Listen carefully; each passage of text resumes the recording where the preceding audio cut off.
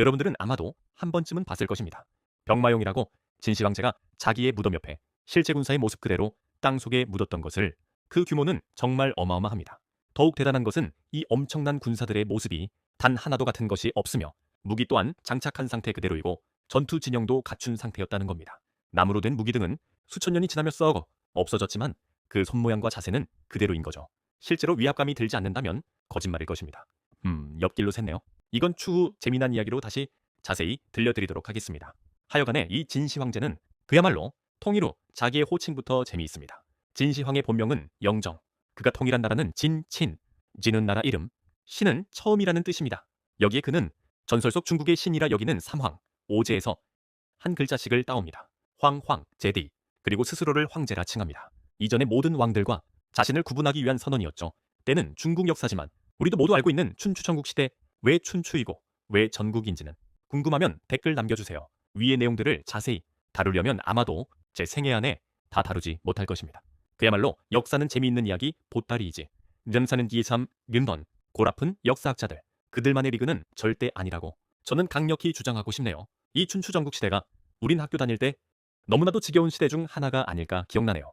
이른바 암기 과목, 머리 아파지는 건 저만이 아니겠죠. 단식이 나왔던 기억도 있고요. 춘추업회, 전국치룽 이걸 다 외워야 하나? 춘추시대의 5나라, 전국시대의 7나라. 왜? 우리나라 역사도 외우기 싫은데 왜 남의 나라까지? 이건 오지랖도 아니고 바로 IB 나오는 거죠. 그런데 아이러니하게도 그때가 엄청 오래전입니다. 우리는 고조선 때랍니다. 그러니 과연 얼마나 개판이었을까 하는 궁금증에서부터 실은 시작된 겁니다. 오해 마세요. 우리 말고 중국이요. 우린 이미 철기시대에 들어간 훌륭한 문화. 하지만 인정하고 싶지 않지만 오래된 건 사실이니 이 춘추 전국 시대에 저 넓은 땅에서 누구도 제재를 할 수 없는 영웅할 것 시대에 별놈들 다 나왔지 않겠어요? 아, 여기서 공자, 맹자, 노자, 장자 등등 전문 용어로 제자백가 이런 분들은 저예입니다. 물론 이분들도 그때 나오셨던 분들이고 이분들 그냥 이 동네 저 동네 쏘다니셨던 건데 하필 그 동네 하나하나가 나라들이고 이름도 제각각 달라서 활동 무대가 그리도 헷갈렸고 헷갈리고 있고 앞으로도 헷갈릴 겁니다. 외우려 하지 마세요. 춘추 전국시대라는 게 이런 식이었던 것입니다. 정말 나라 같지 않은 나라도 있었고 흰 때는 잘 나갔던 나라가 한 방에 훅 가고 서양에서 말하는 카오스에 비할 수 있지 않을까 합니다. 이렇게 엉망진창 정말 개판 5분 전인 긴 시기를 거치면 결국 세상에는 영웅이 한 번쯤 나오게 마련이죠. 세상을 거머쥐고 통일을 이루는 사람. 그가 바로 진시황제입니다. 사실 말이 쉽지. 그 당시는 몇천 년 전입니다. 화폐도 동네마다 다르고 단위도 다르고 모든 게 제각각이니 그걸 잘 이용하는 사람은 부를 축적할 수도 있었을 거고 거짓골을 면치 못하는 수도 있었을 겁니다. 물론 기록에도 나오고요.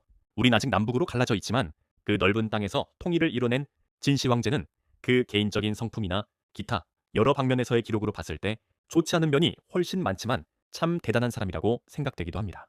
게다가 도량형이나 화폐 등등을 수천 년 전에 통일의 암을 알고 있었다는 게 너무 무시무시할 정도죠.